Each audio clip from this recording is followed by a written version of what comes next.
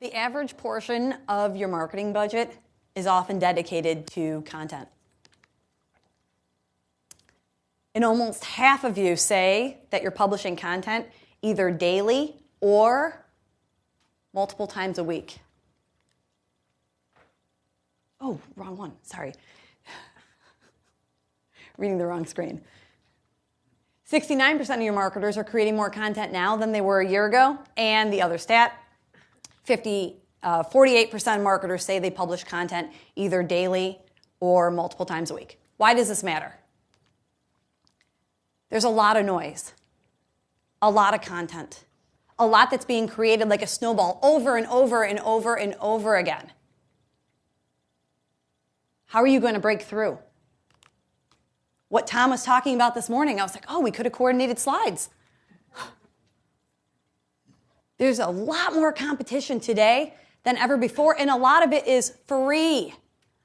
How do you compete with free? He had Coursera up, also edX. They were created by Stanford. They've got some membership models. They've got content that's $100. They're looking to move into your space. I'd like to take you through a couple steps today on what you can do to break through that content. And my first step is to establish meaningful goals. Know the problem that you're trying to solve. This is what we hear a lot. These are common association goals, looking at it from the business perspective. You want to become a thought leader, you want to become a trusted resource, you want to increase maybe your event attendance, you're looking to retain your members. We see this a lot. What I really want you to ask yourself is why? Not just why does your association want that, but why are your members your members? Why are they joining you? Why are they a part of your association? So again, you've got business goals, but I really want to look at why is your member a member? And I want to share a human truth today. This is what your member's thinking. I really want to stay relevant, but how do I do it? It's why you're here today. You want to stay relevant. How are you going to do it? It's what your association should be asking themselves. Again, going back to Tom's talk. How are you going to stay relevant? And what does that mean? So you got this whole area of what you think is important. You've got what's interesting your membership base. And where that crossover is, that's the relevant portion of your content. And I bet a lot of you have a lot of relevant content, but it is buried in your completely weeded garden. I have seen associations with tens of thousands of pages of completely awesome content. 90% of it is probably behind 2013 and beyond. If you walk away with just one thing today, if you basically took relevancy as a filter and applied it to your content, you will have done something very, very, very good for your association, and you can walk out of here with your one thing. You don't need to keep all the irrelevant content around anymore. Don't let it keep weighing you down. And when I was looking for pictures of gardens, I should have just taken one of my own. So I've got a second step for you. We need to understand what your audience really wants. I want you to really get to know them. And it's been brought up with Alex. It was brought up with Tom. Do you know how you do it? Yeah, ask them. It's called research. I've got 3 ways that you can start to identify what type of content, what type of topics, what is it that your members are looking for. So for this particular association, we did a lot of in-depth user research. So what in-depth user research is, you pick up the phone and you start talking to them. It's a one-on-one conversation, and you start learning about what type of content that they're looking for. And with that, you start to see trends. So something we saw for this medical association, we're looking for behaviors and motivations. Their international global members were actually really similar to their students. And anyone from marketing would say, wait, but I'm marketing to them totally different. What does the senior level physician have to do with a student? Well, I'll tell you, they had the same needs, same behaviors, and same motivations. Both sets wanted to go to your annual meeting, but my international members couldn't take the time to cross over the pond. My students didn't really have the money, but what did they really want? They wanted interactive content. They want to see potentially live video of what's going on at the event. They still want networking opportunities. They also both want offline content. Why particularly for this group? Because the physicians are stuck in hospitals with really messed up IT systems. So every other room, they either have internet access or they don't. So start learning a little bit about what your members are going through so you can be developing content that works for them in a way that works for them. But it doesn't have to be in-depth user research. You've got other alternatives. This is for a dairy association. We did a usability study for them to look at content comprehension. So they put on a ton of reports. They do a lot of data. They do a lot of research, and that's one of their value props to their members. They want to know, one, are people actually really reading them? Are they understanding what they're trying to say? Are they providing the right kind of information? You can do this in a usability study and work one-on-one with them. Yes, we can identify that they can find it, and after they find it, do they actually understand it? And this is just a little small excerpt from a transcript. They're really looking for not very much content. They want to scan it, and they're looking for graphs and charts, right? But it doesn't have to be an in-depth usability study. When in doubt, send a survey out. Now, I know we talked about survey in a couple of different groups. If you don't over-survey your people, some of you don't send them at all. Some of you send them way too often. If you don't over-survey them, this is for a legal association, we get 1,000 respondents filling out our survey within a matter of not even 2 weeks. We saw a ton of trends in the content that they were looking for. Right in the middle, provide useful, practical, and sensible tips for attorneys to incorporate into their practices where applicable. This is so common for attorneys, for physicians, for accountants. They were not taught any business skills in school, and now they are running practices. A large portion of your association members do not even know how to run their own businesses for those that are. And they are asking for it over and over and over again, and we see that. And they will straight up tell you, if you talk to them, what it is that you're looking for so you don't have to guess. So you gather some insights, you know a little bit about what you're doing. Step 3, we need to establish your voice and tone. I found it easier for me to show you as an example what I mean by that. For the Congress of Neurological Surgeons, this is before their membership benefits page. The Congress of Neurological Surgeons is a world leader in neurosurgical education and innovation. It continues. It's perfectly good. You can look at it and say, what's wrong with it? It's pretty formal. It's third person. It's kind of talking from the top down. As we got to know them and as we got to know their members, they're way more collaborative. They're way more innovative. They're way more about doing this together. So a simple rewrite in a scannable format is what we mean by some of this voice and tone.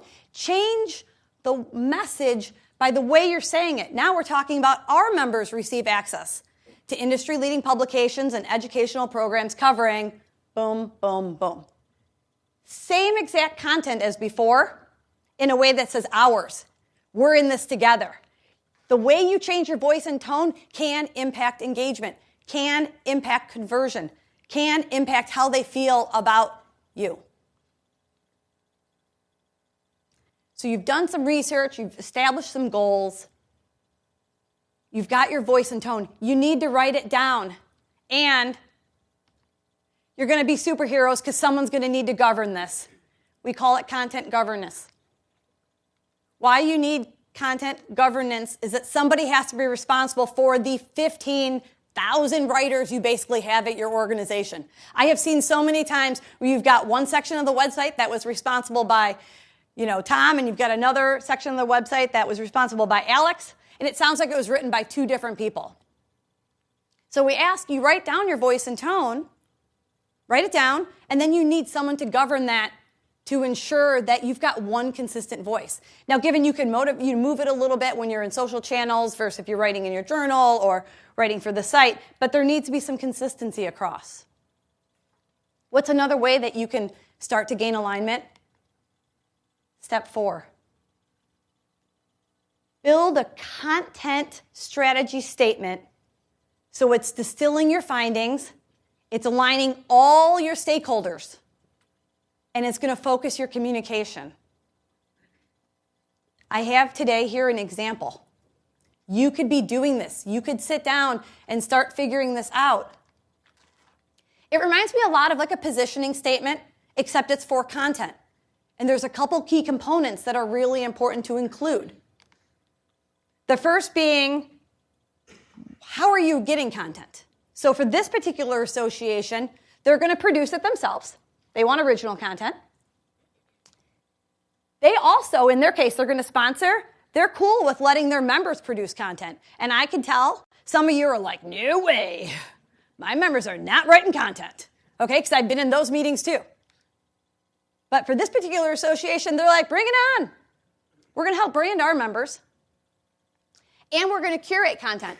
So we're going to let third-party content come in, but it's going to be vetted by us. So they're running basically a mini publication, but this is a choice they're making that everyone is agreeing to.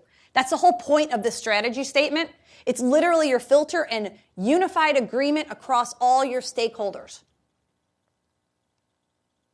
Second key component, what type of content? So in this particular case, they're doing a lot of educational content and they're choosing to do industry news. Some associations say, hey, there's already another site out there that takes care of the industry. That's not going to be for us unless we have a comment about it. So some will include industry news when they have a comment regarding that topic. Others may say, okay, I'm all good for the education, but it's not going to be just any kind of education. We're going to make sure that we focus a lot on research. So what we really want to identify in this statement is what we're agreeing to. Next, you want to look at who are you writing for.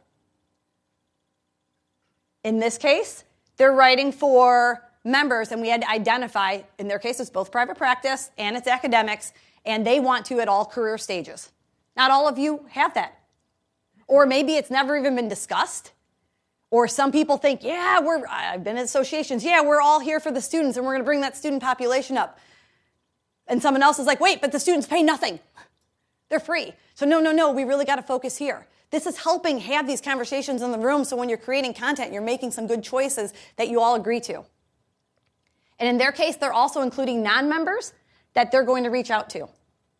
And lastly, how are you going to deliver it?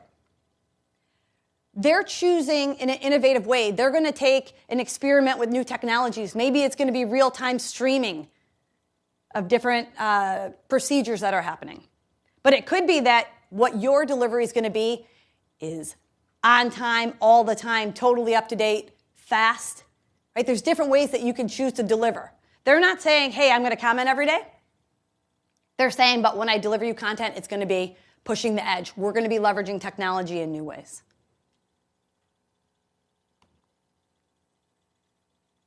Now that you've created your strategy, your next step is developing that content plan. That content plan is going to help you define which channels are you going to create content for, who are you going to use the content for, like which audience, what's the point, what's your purpose, what topics, what are some of the goals for that content. You don't have to use every channel. Okay, we've had many conversations with associations where they think, oh, if we're going to do social, we have to do all social. You don't have to. And you could literally build this yourself. This is an example of what a content plan looks like. It's an Excel doc. You guys could do this. It's a matter of someone owning it, saying, I'm going to take control of my content. So they've outlined different channels that we've done for an association and how we're going to use them. So an example, their weekly newsletter, it's for all members, but it's not exclusive. So what does that mean? They don't really care if maybe somebody is no longer a member for whatever reason, their membership overlapped. They still want to, send it to them, so it's not an exclusive member benefit. But what's the whole point of the newsletter? They want to continue to guide their members on how they can take advantage of all the opportunity and resources at their association. So whenever someone is like, oh, I want to put this in the newsletter, they could be like, that kind of content that you wanted actually deserves to be on Twitter. Because on Twitter, we've already chosen that that's where we're going to target particular positions, and this is where we're going to look for opportunities with journalists and find PR opportunities. You build a content plan, no longer do you have to worry when you take pictures of an event. Where should I put the photos? Or I've got a video, what should I do with it? So blast it. You just don't have to do that anymore because you've literally got your guide. And even to start, just make some decisions and say, okay, I'm going to use Facebook for this. I'm going to use my newsletter for this. I'm going to use my website for this. I'm going to use my publication for this. Help draw that line in the sand for your team. Lastly, I've got a little tip. Don't be totally overwhelmed because you can leverage the content you already have. You can reuse and recycle it. Here's what I mean. We started with white paper. This was all the blood, sweat, and tears. This is where all the data and the research, this is where we found the story, here's where we found the point. All the heavy lifting occurred at the white paper. Do you know how easy that translated to a speaking event? To a webinar? From the webinar, then someone gives them an opportunity to speak at a convention like this. So we're repurposing content. Now we've got speaking engagement. It breaks down to a couple tweets. You could share it on SlideShare. So all this great heavy lifting can start being repurposed and pulled out based on what your content plan says. And even like today, speaking engagement. This can be broken down to a blog post. Could be broken down to a white paper. There's lots of different ways that you could start. I don't really actually care where you start. You could start from a blog. You could start from a book. Usually it's some longer form content that you start from, but you could start breaking that out and having it make sense and use it across all of your content channels.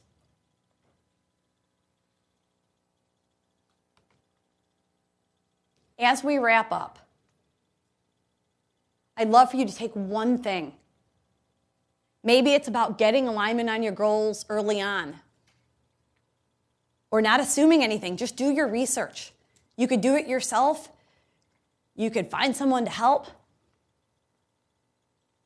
Know that you're going to have to provide some governance if you really want this content to stay in the right voice and tone. If you want to protect your content channels so that the content isn't like just crazy wherever it feels like going. Use your content strategy statement as your filter. A lot like we talked about the relevancy as a filter. Maybe relevant content is a component to your content strategy, but use that as a filter so when your executive director decides randomly, because they got Twitter on their phone now, that they want to start tweeting about their flight to the next annual convention or to their board meetings, they're super excited about it, you can be like, wait, I love that idea, but that's not the place for it. Or, remember we talked about that strategy of content? We actually don't need to put resources towards that because we really need to put resources towards here. Oh, or better, you have a volunteer or board member that has an awesome idea. Okay? Back yourself up because you've strategically made some decisions for them around that content. And content's so tricky because everyone feels like they're a writer. I want to give you some support so that you can stay strategic about it. 63% of marketers admit that they do not have a content strategy. As you plan for 2017, I know you can do it. Let's keep you in that top 27%. Please feel free to come talk to me at any point. I'd love to connect. And I'm really been an honor to be here. Thank you.